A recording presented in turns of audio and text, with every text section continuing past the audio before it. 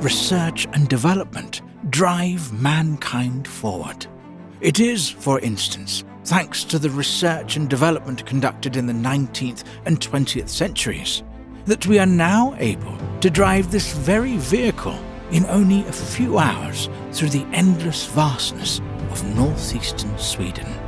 But what about the research and developments of the 21st century?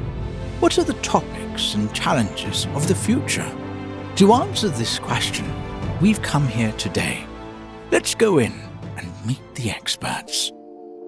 Immersion cooling is a way to cool components like CPUs or GPUs in a liquid, which is taking up the heat and transport it to another component or liquid. The advantage is you don't need to transfer the heat from the chip over heat pipes or something like that. You have the heat transfer direct at the chip to the liquid. That keeps the chip itself much cooler and at a stable temperature. And also it's much easier to reuse the heat from a liquid than from the air. It's more energy efficient because you have less moving parts and fans and pumps and stuff like that. Most of the immersion cooling I know is using oil or something like that. In our case it's Novec. Novec is really fluctuating fast in the air, so it's not slippy or something. It more or less cleans the PCB at the end.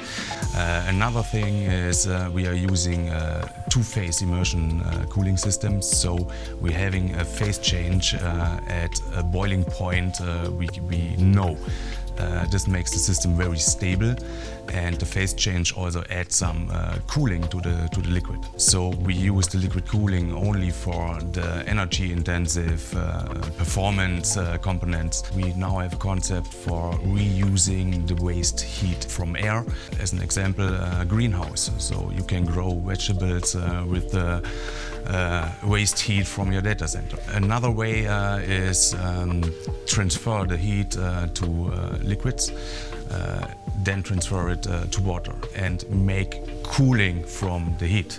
Another way to reuse heat is district heating. So you need to lift the waste heat to a certain level of temperature, and then you can transport it from A to B and use it for district heating, as an example. Here in the data center we have the possibility to create prototypes and test it in real-world conditions, because in a lab it's easy to have a sample working.